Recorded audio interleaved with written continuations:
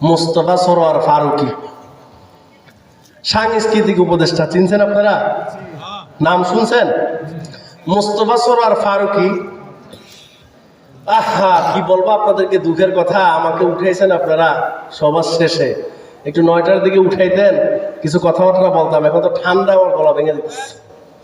আপনারা বসবেন না মনোনাদ করে দিব? আছেন আপনারা? এই মোস্তফা সরোয়ার ফারুকী, আমেরিকাতে একটা আইন আছে, পুরুষ পুরুষকে বিয়ে করতে পারে। নাউজুবিল্লাহ বলবেন না?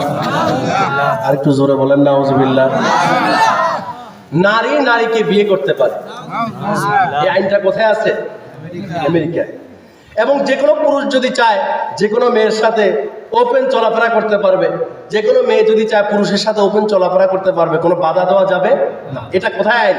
আমেরিকায়। এই মোস্তফা সরোয়ার ফারুকী, এই যে সমকামিতা, পুরুষে পুরুষে বিবাহ, এই আইনটাকে বাংলাদেশে, এই থিওরিটাকে বাংলাদেশে সবচেয়ে বেশি প্রমোট করেছে মোস্তফা সরোয়ার ফারুকী, যাকে বর্তমানে অন্তর্বর্তীকালীন সরকারের সাংস্কৃতিক উপদেষ্টা রাখা হয়েছে। বলেন নাউজুবিল্লাহ। কেন রাখছে? কেন রাখছে? ওই যে আপনি আমি বলি এই রাজনীতি ভালো না, রাজনীতির দিক থেকে দূরে থাকতে হবে। তা আপনারা ভালো মানুষগুলো যখন রাজনৈতিক আলোচনা ওয়াজ মাহফিলে বন্ধ রাখবেন, মসজিদে বন্ধ রাখবেন, সামাজিক অনুষ্ঠানে বন্ধ রাখবেন, তখন তো মোস্তফা সরোয়ার ফারুকীর মতো ইসলাম বিদ্বেষীরাই রাষ্ট্র পরিচালনা করবে। আর যদি আপনারা যারা ইসলাম প্রেমিক, দেশ প্রেমিক, যারা ধর্মীয় অনুভূতিতে বিশ্বাসী, আপনারা যদি রাষ্ট্র পরিচালনায় এগিয়ে আসেন, তাহলে তো এদেশে আর মোস্তফা সরোয়ার ফারুকীর মতো ইসলাম বিদ্বেষীরা রাষ্ট্র পরিচালনা করার সুযোগই পাবে না। তাহলে তো আর এদেশে মমতাজের মতো মুফতি মুহাদ্দিস,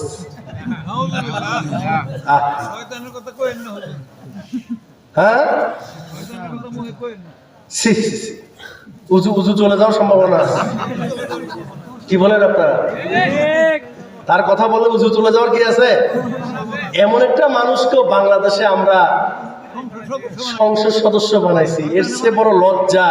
আমি তো বলি বাংলাদেশের ইজ্জত যা ছিল ওই দিনই শেষ হয়ে গেছে, যেদিন ও সংসদে দাঁড়াইছে এমপি হিসাবে। কি বলে, ঠিক কিনা? এখন আপনার সমাজে ভালো মানুষ যারা, এখন তো ঠিকই ঠিক বলেন, কিন্তু মহল্লার কোনো ভালো মানুষ যদি নির্বাচনে দাঁড়ায়, তাকে তো ভোট দিবেন না। চা খেয়ে তো ভোট পাল্টাই দিবেন। কোন আলেম যদি নির্বাচনে দাঁড়ায়, তাকে ভোট দিবেন না। কোন দাঁড়িয়ালা যদি নির্বাচনে দাঁড়ায়, ভোট দিবেন না। বাংলাদেশ জামাত ইসলামীর কর্মী নেতারা যদি দাঁড়ায়, ভোট দিবেন না। হেফাজতের নেতারা দাঁড়াইলে ভোট দিবেন না। চরমনাইয়ের নেতারা দাঁড়াইলে ভোট দিবেন না। ইসলামী কোন নেতারা দাঁড়াইলে ভোট দিবেন না। ঠিকই ভোট দিবেন ওই মমতাজ মার্কাদেরকে।